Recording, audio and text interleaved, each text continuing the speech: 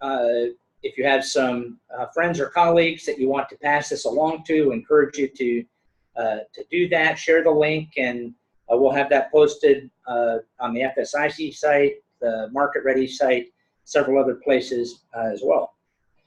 So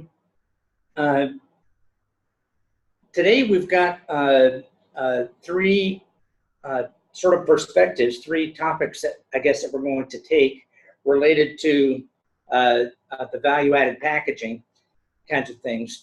I guess before we get started here, of course, special thanks to folks from our colleagues from our Department of Ag that have supported us in many ways around not just with the Kentucky Proud program, but with the Specialty Crop Block Grant program.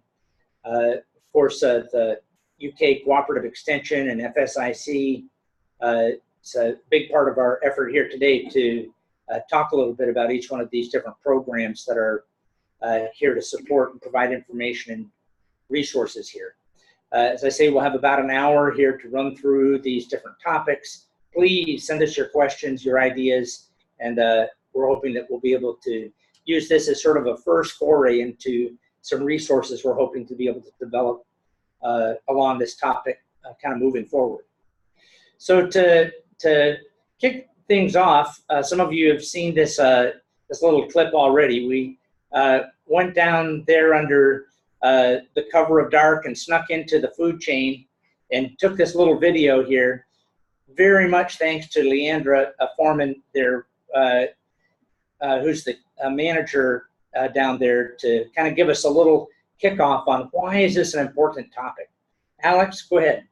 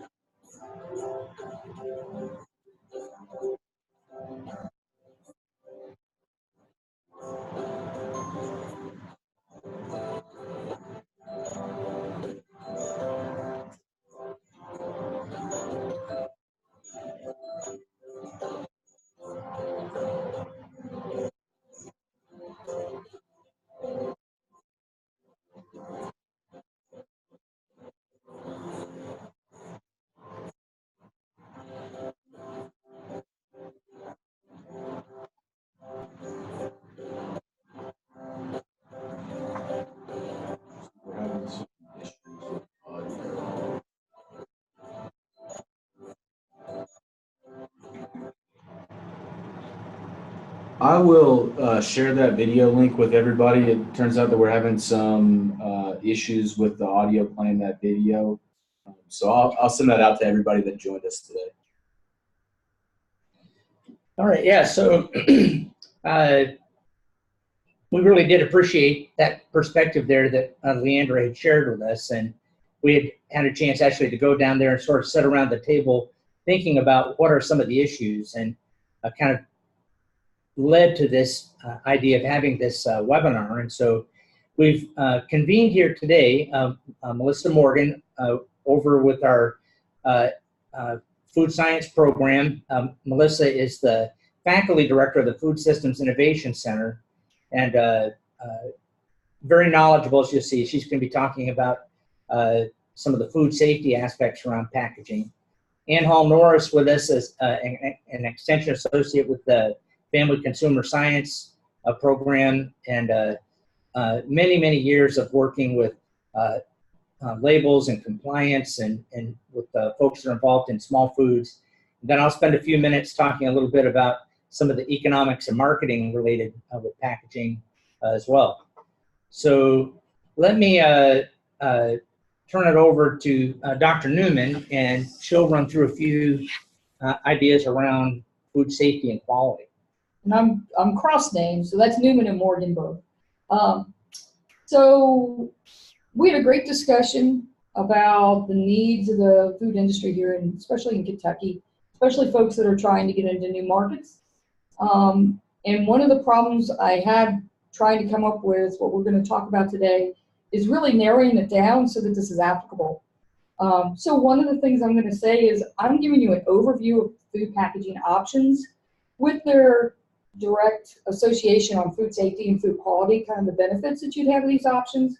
But everybody's product is going to be a little bit different, and there are going to be limitations and opportunities with every product. So please feel free to contact us at the Food Systems Innovation Center, and we can help you look at some options that are specifically associated to your type of product. But as an overview, I want to kind of discuss or start out with, because I'm the micro geek and I have to start out with micro, why did we bother doing packaging with food products to begin with? And really it is to maintain the quality and the safety of the product that you're producing so that you can sell it to the consumer, and so that the consumer can still have a good eating experience when they get around to eating it, even if it's 2 days later, 2 weeks later, or even 2 months later. So depending upon the type of shelf life that you're looking for with your product, your packaging can really help you with the quality attributes, not just the microbiological, but also the safety attributes. So some of the things we look at is having packaging that helps prevent the movement of moisture. So we don't want our potato chips to pick up moisture, because especially here in Kentucky lately, the humidity's been so high, you leave your bag of potato chips open, and the moisture from the environment gets on the chip, and the chip.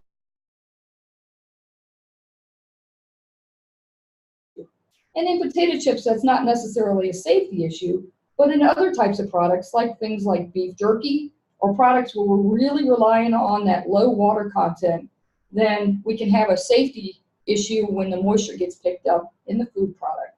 So gain and loss of moisture is a very important characteristic for safety and quality.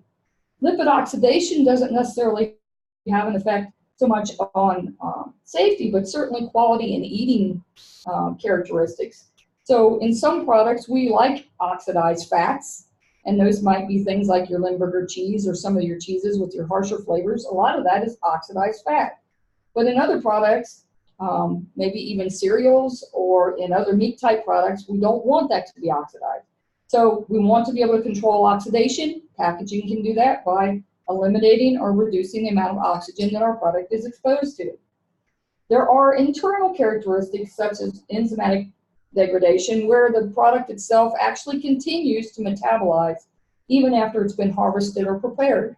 So if we package these things correctly, we can also eliminate those types of defects from enzymes, also non-enzymatic browning, such as you see in that middle photograph with all those vegetables, you have that dark coloring. And then certainly microbial growth. We, in most products, do not want to have any uncontrolled microbial growth. Now, certainly we all have eaten things like yogurt and fermented products, and that's where we're relying on the growth of microorganisms to do good things for us, like produce acid. But in most cases, microorganisms are also the cause of spoilage and certainly food safety issues. So when we have microorganisms growing in our food product, we have to worry about how long the shelf life is going to be. In the bottom right corner, you see a container of sauerkraut. It's a fermented product. So we actually encourage the growth of microorganisms. But if you look at the top of that sauerkraut, we have mold growing, which is not encouraged in sauerkraut and causes off flavors, and your consumers are not going to be happy. So microbial growth, which can also result in nutritional losses and certainly in changes in color or flavor. So when it comes to the market today, when you produce a good, high-quality product, you want it to be a high-quality product every time the consumer purchases it.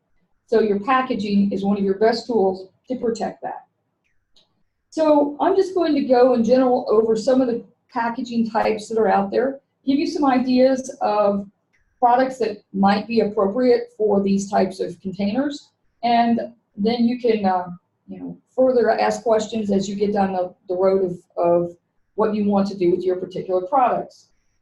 So let's start with glass. I think this is one we're all very comfortable with. All of us grew up with grandma growing or canning in our in the home kitchen, putting them in the ball jars. Glass is certainly something that we're very, very commonly used in the grocery stores, and it has a lot of advantages. One of its biggest advantages is it's chemically inert. So what does that mean? It does nothing negative to your food product. So that's super. It maintains the flavor and the odor of the food product. It doesn't add any adverse effects. It is also able to withstand high temperatures. So that is why we use things like the ball jars in canning process, because they're very resilient when we use high temperatures. They're rigid. They can come in a variety of shapes. We see lots of really cool shapes out in the marketplace. And when you have a pretty product, glass is probably the #1 type of packaging that you're going to want to use, because you want to show off how pretty your product is, because it allows visibility. Of course, glass does have some disadvantages. It's heavy, particularly if you're going to do any shipping, and it also has the potential for breakage, which would introduce the potential for glass fragments or physical defects in your product. So there are some disadvantages to glass, and a lot of folks are trying to move away from it when we look at the products that we see on the marketplace today. Metal, which is probably the most versatile of all of our packaging materials, include things like aluminum. We're all familiar with aluminum when it comes to aluminum foil in our kitchens or aluminum soft drink cans.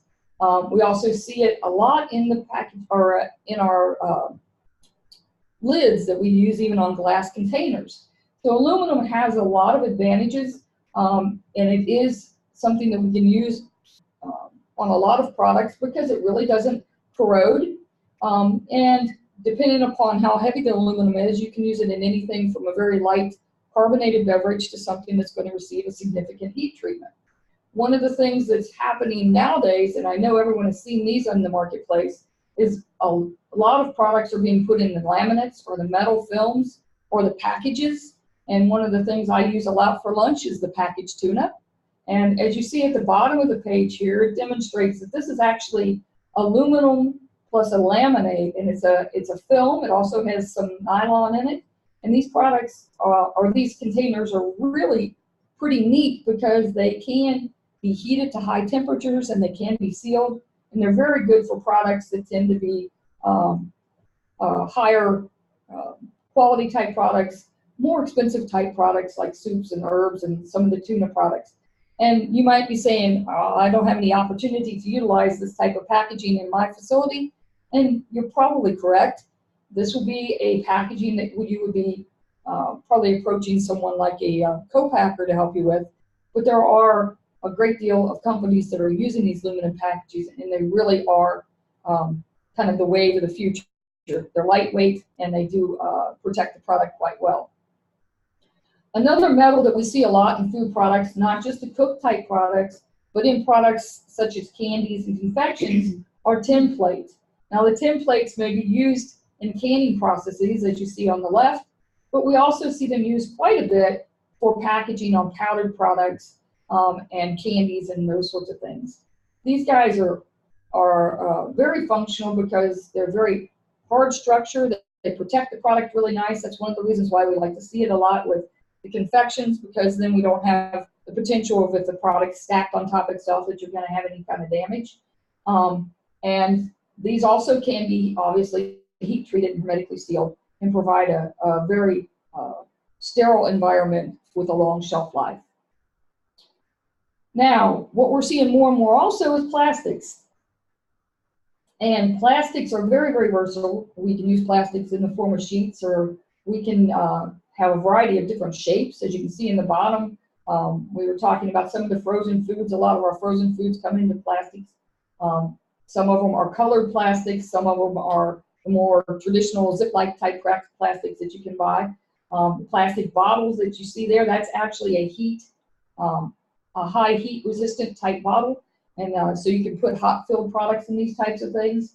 So there's a lot of advantage to these plastics. The biggest disadvantage is how well is your product going to survive as far as color, because light and gases can pass through some of these plastics, which is an advantage and a disadvantage. So if any of you have ever gone to the grocery store and bought the ground beef that they have now in the hard plastic tray with the seal across the top, Actually, when that was packaged, it had 2 seals across the top.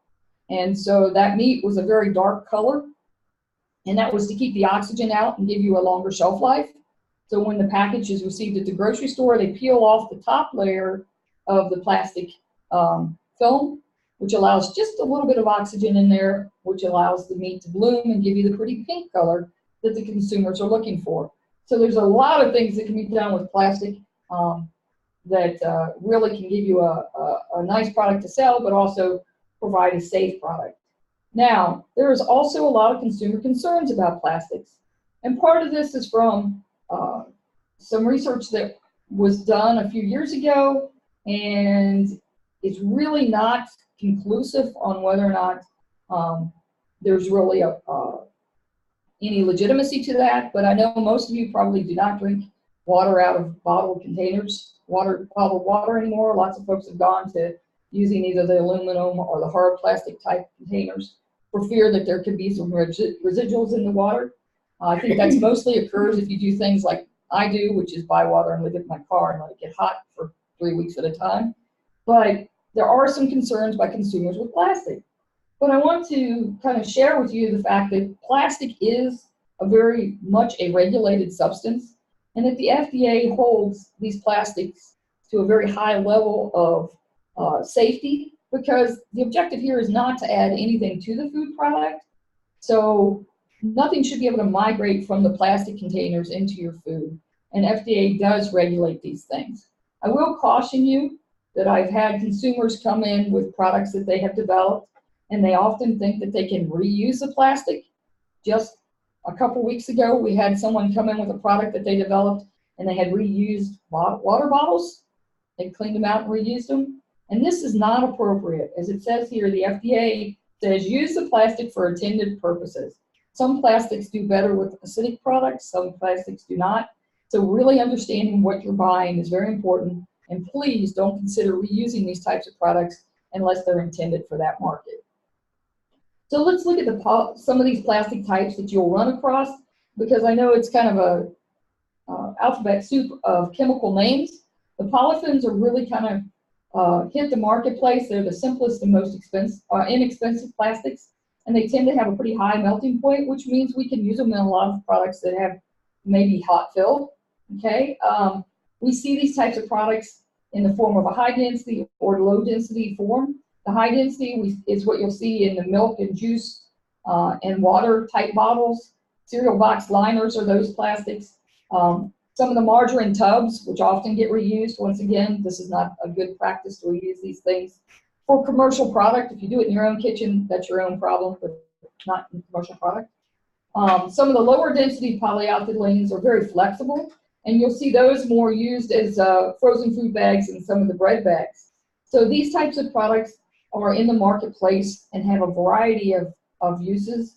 And once again, understanding what you're buying. So when you go to buy a product, you need to understand if it is one that can tolerate these higher temperatures, or if it's one that will not. You want to find that out before you pour your product into it.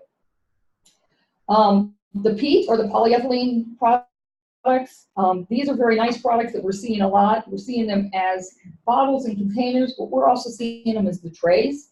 So some of the really nice semi-rigid trays that we have out there, they're used a lot for bags and for snack food wrappers. So it is a very good product. It keeps the oxygen out and it keeps moisture out. So that's what ones are relatively dry. They have a low, what we call water of activity. And once again, we want to keep the humidity away from these products so that they don't pick up moisture from the air. Paper and paper boards have been used for many, many centuries. Once again, these are also regulated just like the plastics are. And FDA does regulate things like the inks that go on these packages too. So making sure that you buy food grade products is extremely important.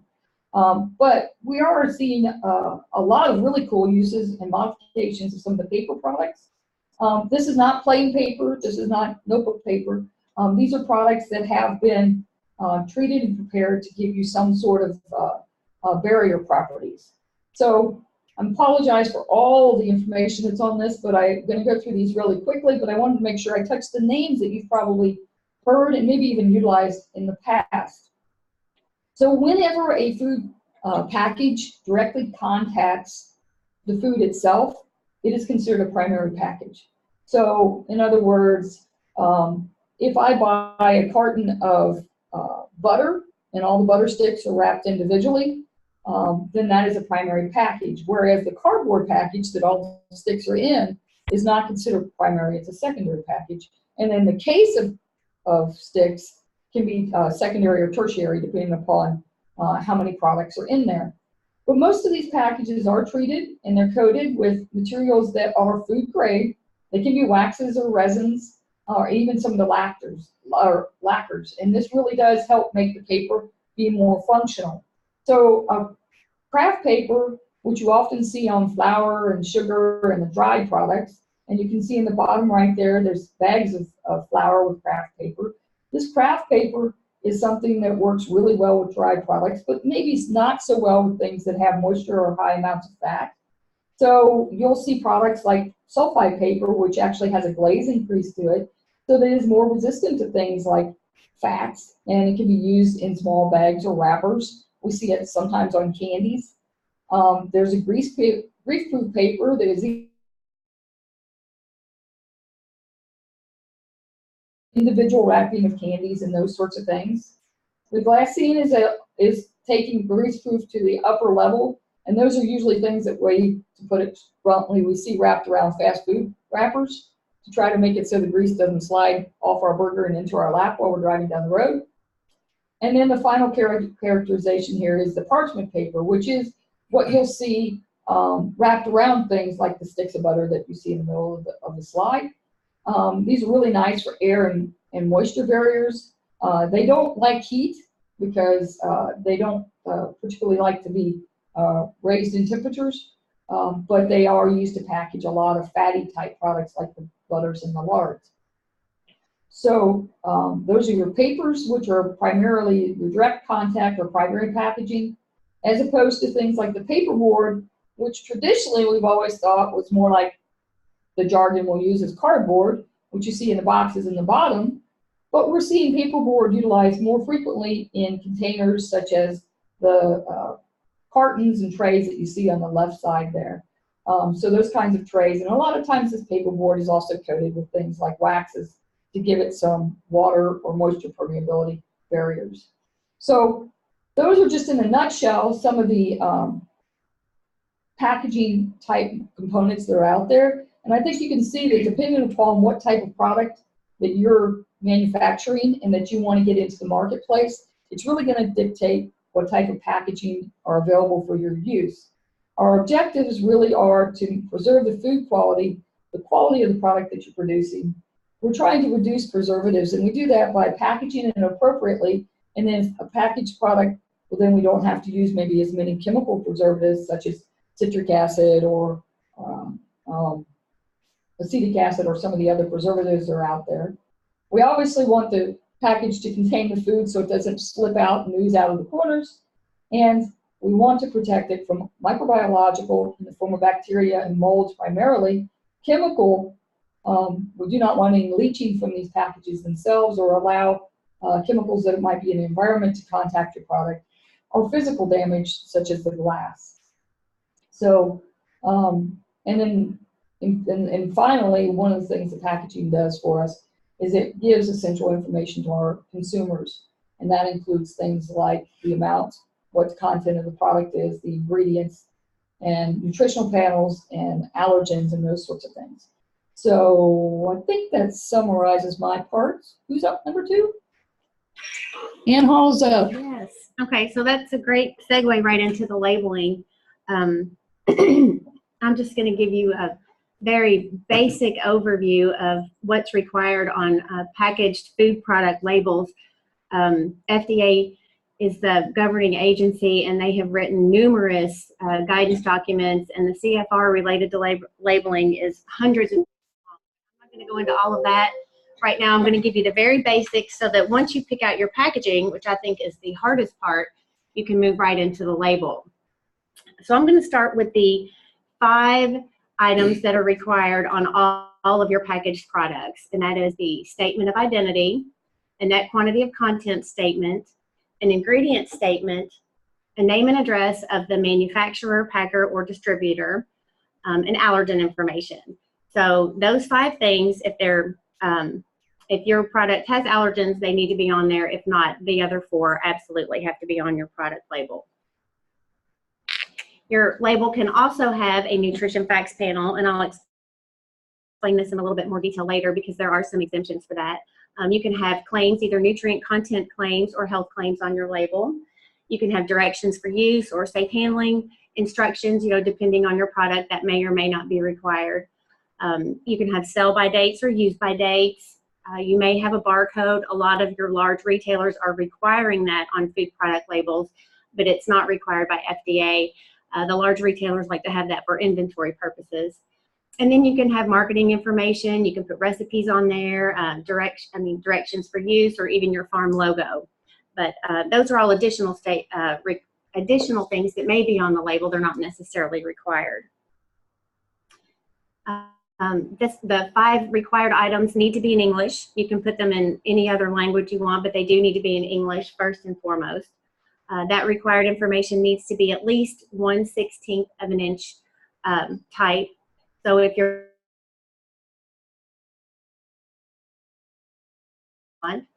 it does need to be legible. So you can handwrite your labels and then copy them onto self-adhesive stickers, but make sure that it doesn't smear. And if it's a refrigerated or a frozen product, it does need to be legible and it does need to be truthful. Okay, so on your principal display panel, that is actually the part of your package that's most likely to be seen by the consumer in the retail store. So if it's sitting on a shelf, it might be the front side of a jar. If it is in a deli case or one of the lower coolers, it might actually be the top, the lid of the jar. So that could be your principal display. Principal display panel, you'll want to have the statement of identity, what your product is. Is it pickles? Is it cream cheese? And the net quantity of contents. Both of those things, those items need to be on the principal display panel. The statement of identity is just the name of your food product. What is it? It needs to be prominently displayed. It doesn't necessarily need to be at the top of the container, but most of the time it is. You'll pick up a package and your eyes go to the top. Oh, is this a brownie mix, a cake mix? Is it pickles? Is it cereal? It just needs to be prominently displayed. Most of the time it's at the top. And then the net quantity of content statement actually is required by law to be in the lower 30% of that panel. So if you think about it, when you pick up a package at the store, your eyes kind of go to the bottom. Oh, how much is in here? Is this a pound? Is it 8 ounces? How much is in here? That goes in the lower 30% of the panel, and it also needs to be shown in English and metric. You also need to have an ingredient statement on your product label, and that's just a list of all the ingredients in your product. It does go from most to least. So the jam or jelly, sometimes people expect your strawberry jelly, strawberries to be the first ingredient. Excuse me, but that's not always the case. Most of the time sugar is the first ingredient because there's more sugar in that product than strawberries. And then your sub-ingredients need to be listed as well. So if you're making a product like barbecue sauce and your first ingredient is ketchup, you need to let the consumer know, hey, I'm starting with ketchup and these are the items that are in my ketchup. So you do that by using parentheses. So you can see the example on this screen. My first ingredient is ketchup, and within that ketchup are tomatoes, vinegar, high fructose corn syrup. I list everything from the ketchup, and then I put in what I put in, which are molasses, brown sugar, and garlic powder. You also need a manufacturer statement, and this tells for the packer, if you're not the manufacturer, somebody's making it for you, or the distributor. So some type of information on that label as to who made it or who packed it or distributed it needs to be on that label, as well as their address. And that can be a street address, a P.O. box, along with the city, state, and zip code. On the side or the back of the package, it doesn't necessarily need to be on the front, but it does need to be on the label. And then allergen information is also required. FDA has identified 8 of the most common allergens. They call them the big 8.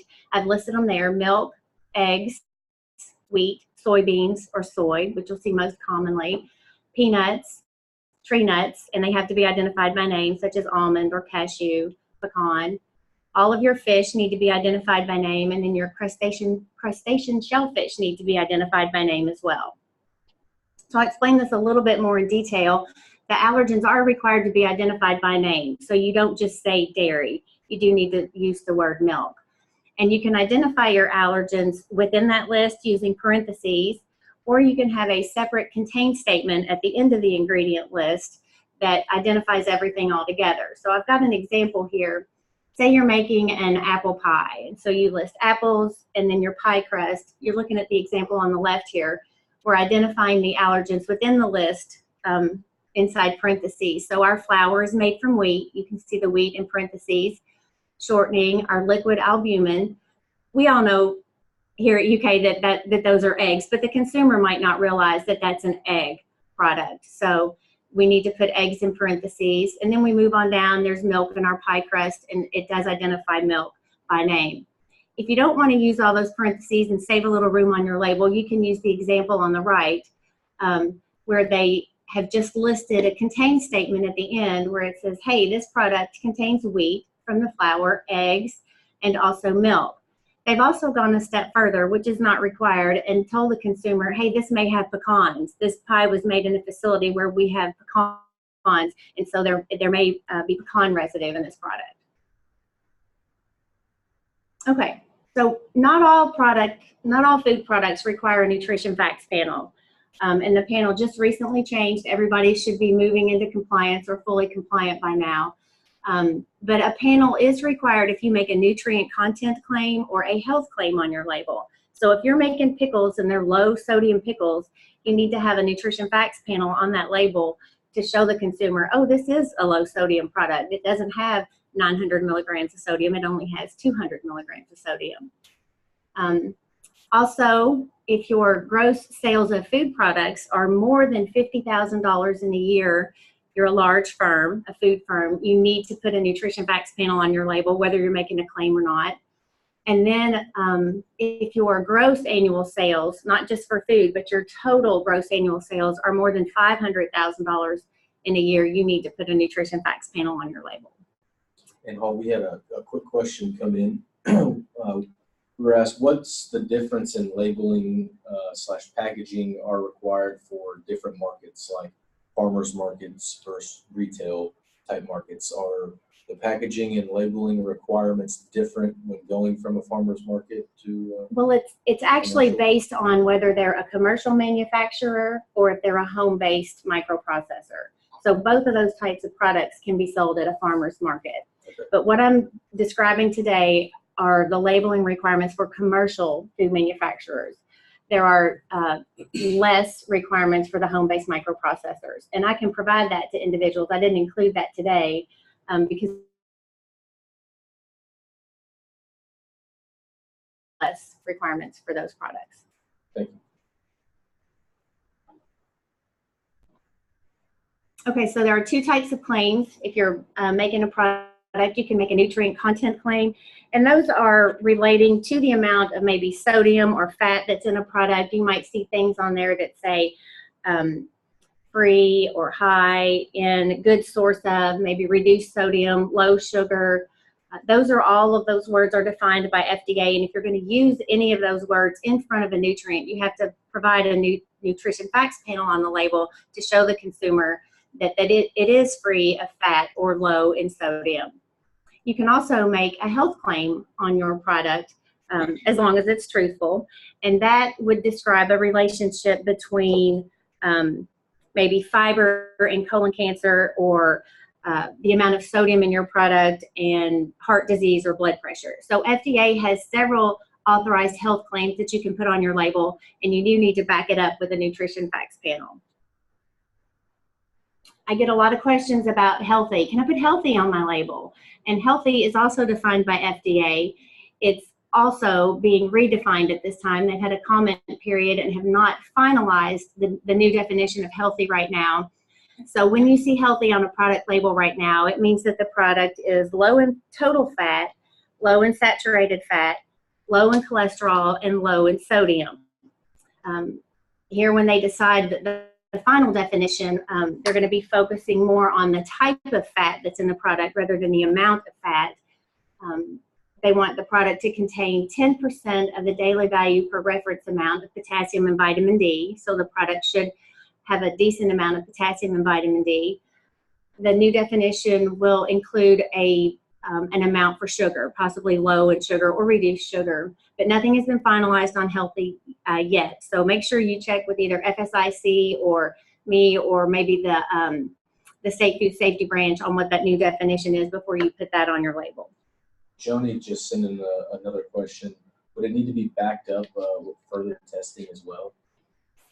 That I'm not sure of. I would assume before I put a nutrient content claim on my label that I would have the documentation for that. I think that's certainly something an inspector would look for. Here in a minute, I'm going to talk about gluten-free, and I do know you need documentation to show that your product meets the gluten-free definition. So I would definitely have that. Thanks. We got another question. What is the best way to get the nutritional facts of your products? Oh, is there any regulatory agency at which you have to retest products to affirm their nutritional content hasn't changed? I don't believe you have to do retesting, but I do know that FSIC does that. That's their service. They do a lot of that. You can send them your recipe and your product, and they can put it right in the panel format for you. Can't you do that? For most products, there are some products that we can't do it with a database, so it actually has to be sent for physical testing. But there is a database that we can utilize, and one of the key things that we run into with it, I should introduce Candy. Yes, I was getting ready to say Candy. Candy's here. Candy, actually, the person you'll be talking to, and Candace Williams, sorry, is our coordinator for FSIC, and she does most of our labels. You want to step in for a second? Hello, sure. Yeah, so we offer calculated nutrition labeling services. So that means that if your product is basically in a category where we can use a software database to calculate the nutrients, then we can do that. Typically, foods that would have to be sent to lab analysis for that are foods like fermented foods, such as yogurts or kombuchas, or products that have ingredients in them, like if one of your ingredients is to make a stock and then use that as part of your recipe, or a stock itself. So basically something where it's an essence of, or you've removed solids and just kept the liquids. That's not something that the database is able to calculate predictably. So those foods do require laboratory analysis. But it is a service that we provide, certainly, and something that's available. Okay, I just have a few more slides. Something that you might see on food product labels, and I encourage you to put on your label, is a use by or sell by date. I think I just stated it's generally not required. It informs the consumer of the quality of the food, not necessarily the safety of the food product. The dates are primarily industry driven. They want the consumer to know how fresh that product is and how long it's expected to last. There are some exceptions. Infant formula, does have a date that you're not supposed to use beyond that date. And then there's some grade A dairy products, and then your raw meat. So different industries will have different rules about the dates. But for the most of the FDA regulated foods, the date the consumer wants to know. There are also tracking codes that you can put on there.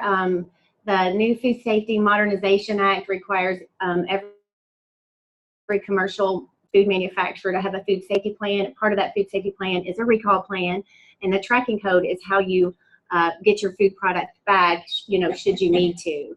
So they are not necessarily because it's part of your food safety plan. Certain high-risk foods, like your acidified foods and your low-acid canned foods, do require a tracking mechanism by regulation. So you'll definitely want to check with your inspector or FSIC to find out if you need to have that type of information on your label. And then a couple of questions I routinely get are about organic Hey, can I call this organic? And organic is not a claim. It's actually a certification that you pay for. The USDA can come out and certify your food manufacturing facility. The Kentucky Department of Agriculture can do that for firms within Kentucky. There is a fee for that service, and then you get to put the organic symbol on your label.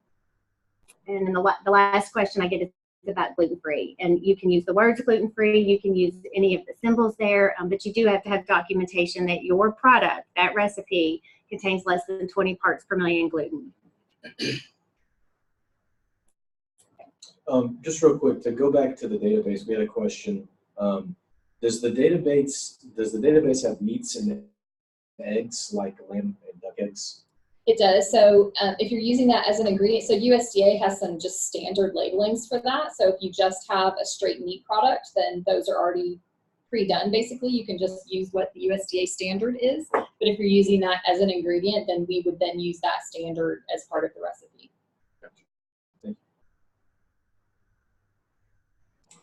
All right, so webinar today, I want to just visit a little bit about packaging and its connection to marketing and economics. And here you see a map of the value chain and this how food goes from our producer through various potential channels, whether it's direct to consumer, where many of our producers are involved, the home-based processing, and a lot of those kinds of programs that fall into that space. But more commonly, as we look at some of these commercial channels, we're talking about distributing product through marketing partners that serve it as various roles as intermediaries. And wholesalers, brokers, food hubs, the certified kitchens, all of these folks are working with producers to receive products as ingredients. But what I want to emphasize here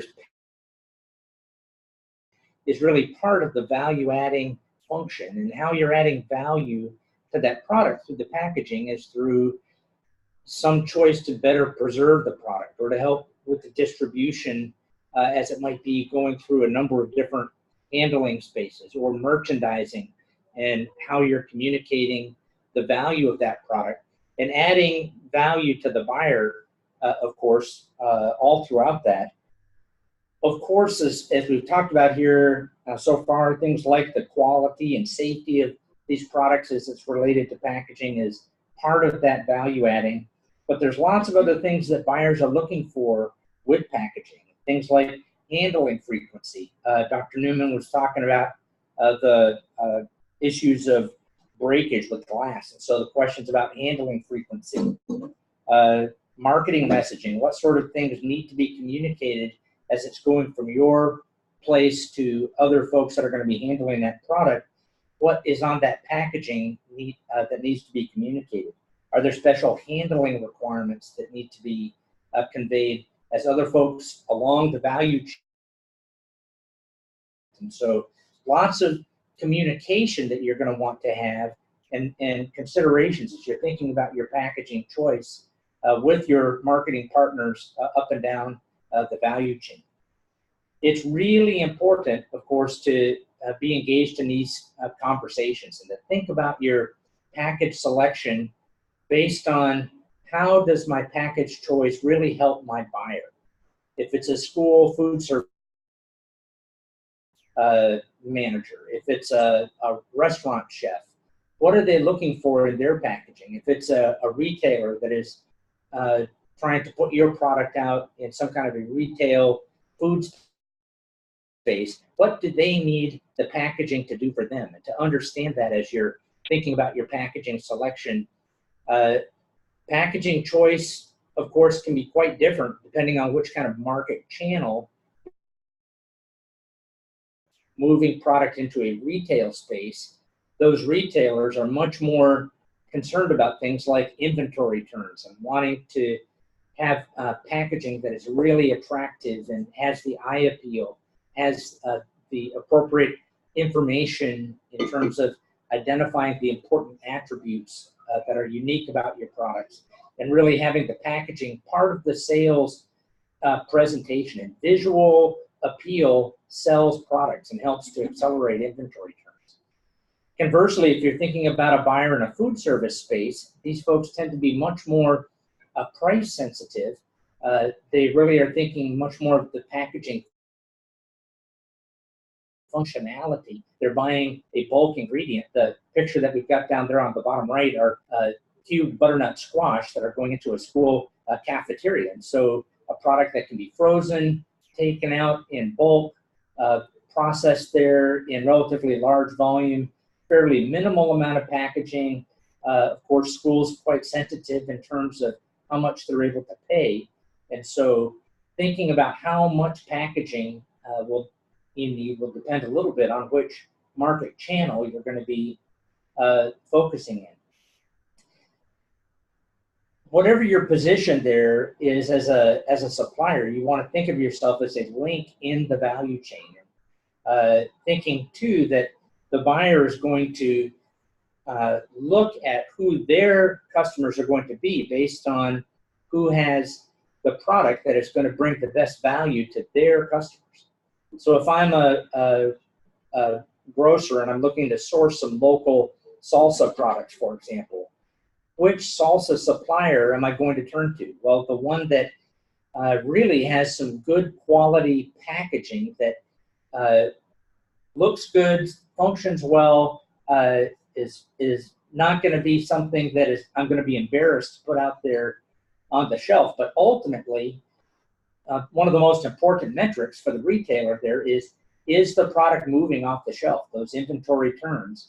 And so whether it's in the retail space or in the food service space, as we've talked about a little bit, how does my packaging choice contribute to the buyer's selection of a vendor? And so packaging can be an important dimension to these kinds of marketing partnerships. Talk to your buyers about what they're looking for. Here's just a simple little example of how packaging sometimes can change as it moves through a value chain. You can have some basic production of tomatoes that are going to be produced as a fresh product in standard bulk tomato products. It's going to a processor, in this case, that turns around and converts that product into a variety of different products. And you can see in one case the plastic retort for a food service soup product that's done in bulk as one kind of a product.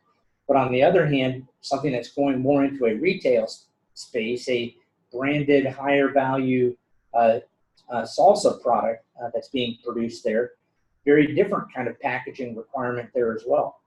So many different products and so many different potential market channels that our products can go in. These questions about packaging are just really important and things you want to take up with your different kinds of buyers. One thing I do want to just interject here a little bit at this point is you have to be a little bit careful about not trying to be too much to too many people, and packaging can be expensive. We'll get into some of the economics of that in just a little bit, but as you think about what packaging has to do, for example here, packaging functionality, as you're doing larger and larger volume of product, these questions about, can I put these in my product in larger boxes? Can it fit on a pallet? Can it handle the in and out of being handled by forklifts, in and out of coolers? And as I'd mentioned there before, how much handling is going to be required there? Weight of the product and some of those other things that we've mentioned there before, also really important. As a buyer is thinking about what they like to see in packaging, yes, they want the product protected, but they're also very much mindful about the loss of product that can come about as a result of shrink. Ann Hall mentioned the importance of traceability and having recalls and having these traceability labels. These stock keeping or shelf keeping unit, the SKU, is one mechanism that buyers will use to manage inventory. And a lot of times on your packaging, you'll have an SKU label that will go on an individual container, but also another SKU that might actually go on a whole package of product and even a pallet size level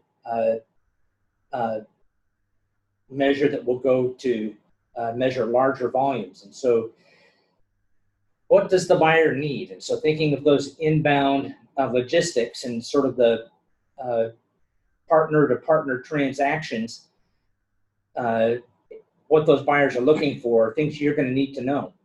Handling instructions, do I need to put those on my outside packaging, on the individual retail containers themselves?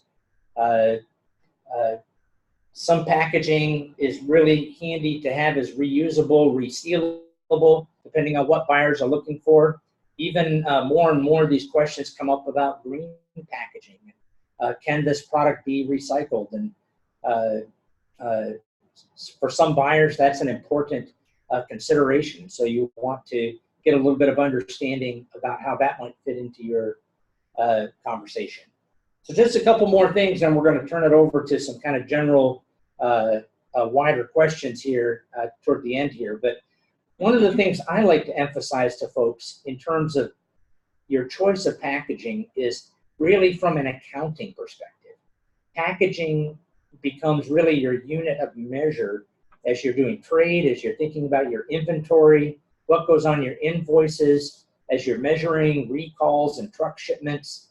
And as you go back through your invoices and your transactions that you've had with different kinds of buyers, your package choice as a unit of measure should be something that helps you to measure what it is that might need to change and what sort of size package or type of package is moving well, or am I having more breakage or shrinkage or loss with customers prefer in terms of their type of packaging. There are certainly some industry standards that are out there for certain types of packaging, the jams and jellies and sauces for sure.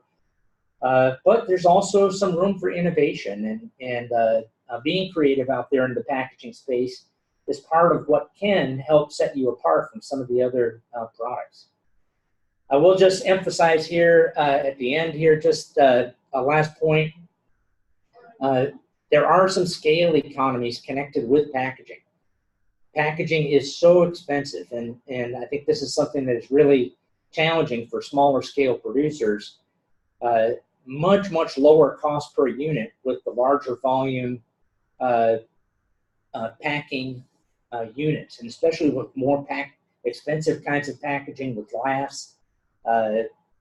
You see these scale economies come into place. But even with cardboard and some of these others,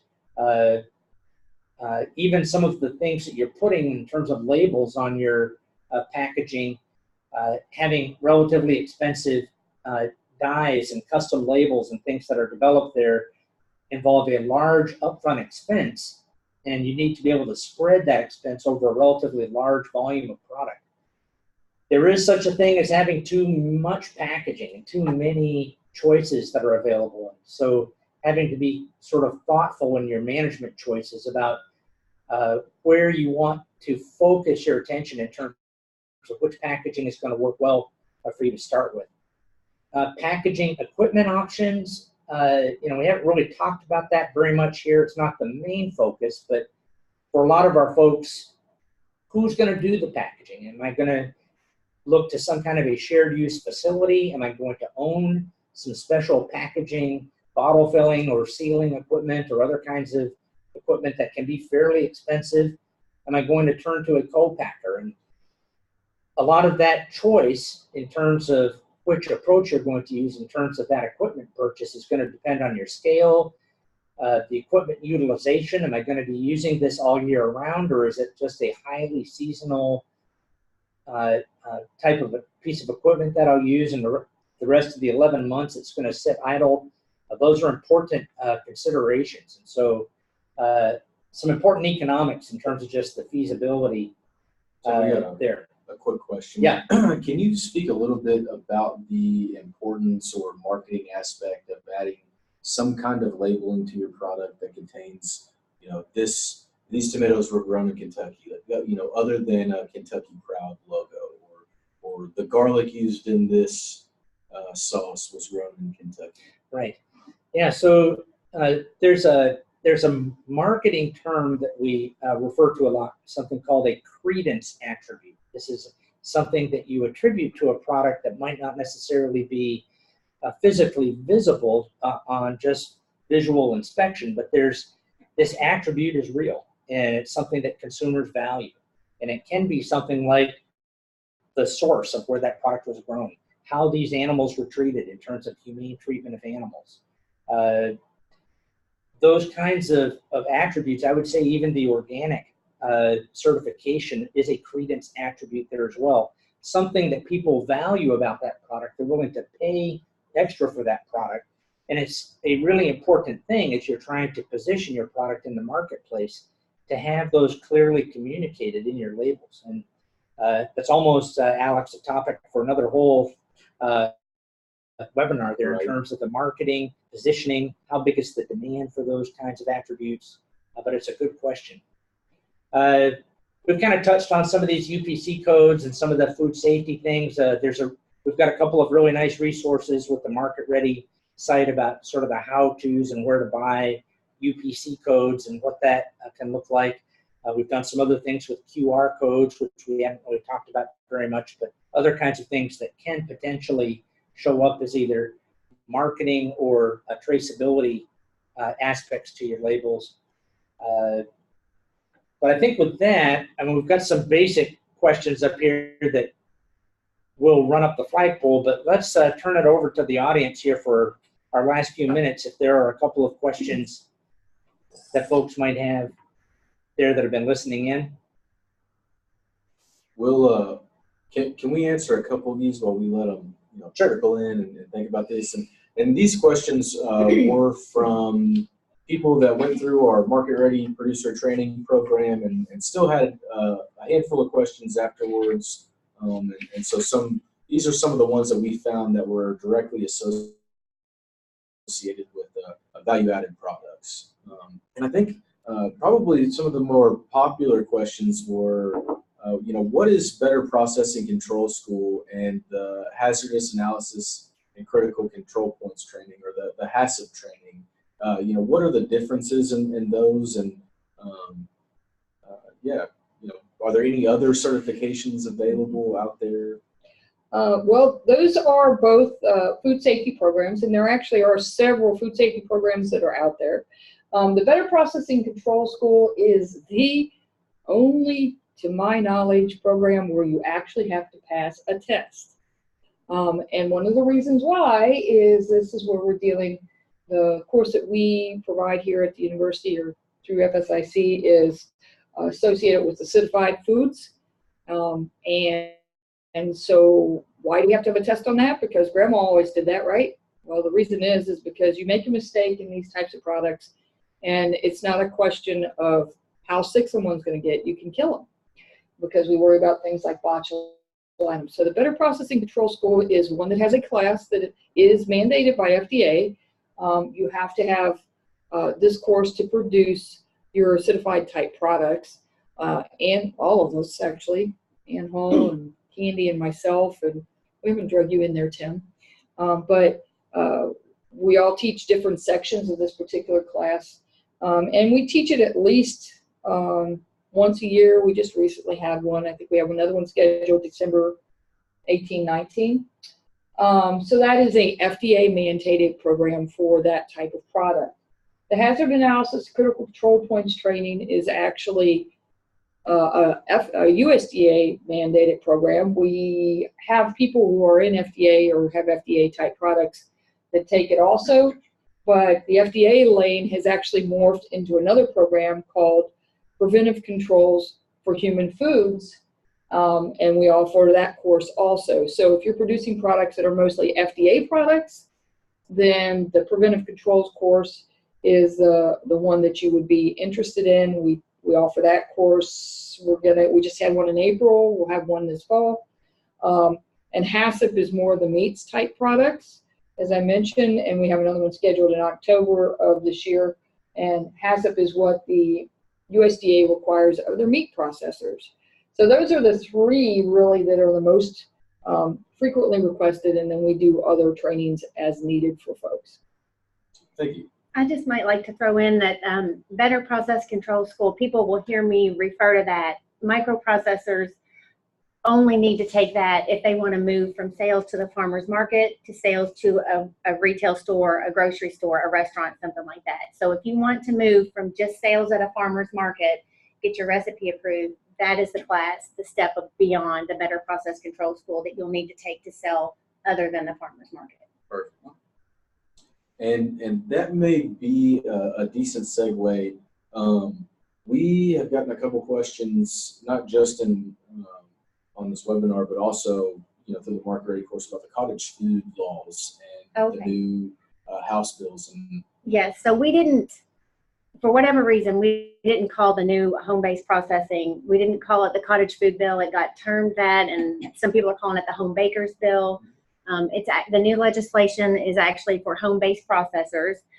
They just recently went in and redid that definition to include individuals. They don't have to be farmers. They don't have to be growing anything in their products, and they are allowed to make low risk, maybe non-potentially hazardous, non-refrigerated food items. And so the regulation includes dried fruits and vegetables, candy, as long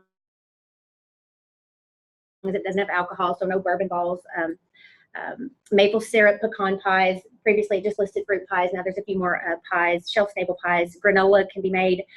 Any dried grains can be done. Trail mix, snack mixes, popcorn that's plain or has seasonings. And then traditional fruit jams and jellies are allowed to be made under that program.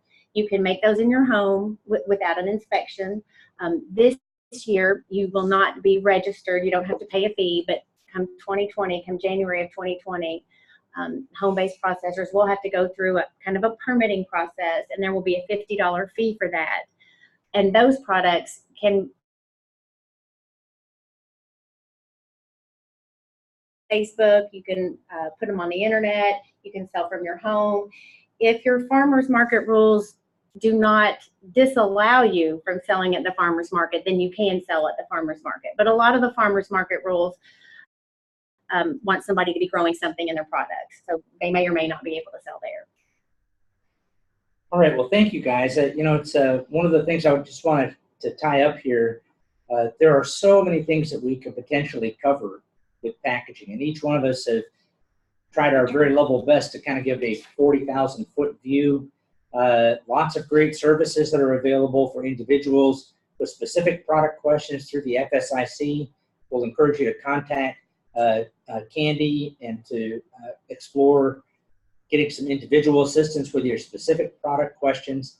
One of the things I did want to just sort of leave here by way of announcement is we would like to try to have some, we're going to call it a sort of virtual office hours, where we're going to schedule some times where we're going to convene our group here and maybe a few other folks that are involved with value-added products, and encourage folks around the community that are working in this space, perhaps bring in some folks from the Department of Ag and some other folks that are involved actually with some of the processing, co-packing, but encourage you, as you're developing your products, to dial in for those office hours. Bring your questions. Stay tuned. Alex is going to post something here shortly to a couple of our sites, but we have these dates, June 26th and July 21st, and we'll probably target sometime midday. We'll get those official hours out there, but June 26th and July 21st are virtual office hours, and really encourage you, take advantage of that time to check in with us with your questions. And we know there are a lot of frequently asked questions that we'd be very happy to kind of pull these ideas together and share that out. And look forward to seeing lots of your products out in the marketplace. Alex, any concluding thoughts that we need to convey? I think that's it. I did have one question about the fee.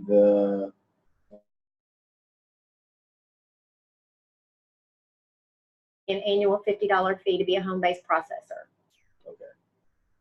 And then I think that's it. Oh, so candy can be made now And what about dried herbs? Yes, those are all allowed. Baked goods, dried herbs, candy, as long as the candy doesn't have alcohol. All right. Well, hopefully that answers everybody's questions. If you have any more questions, please feel free to send it to any of us. We will do our very level best to make sure that you guys get the answers to all of your questions. So thanks for joining us. We enjoyed putting this together for you guys. So thanks again.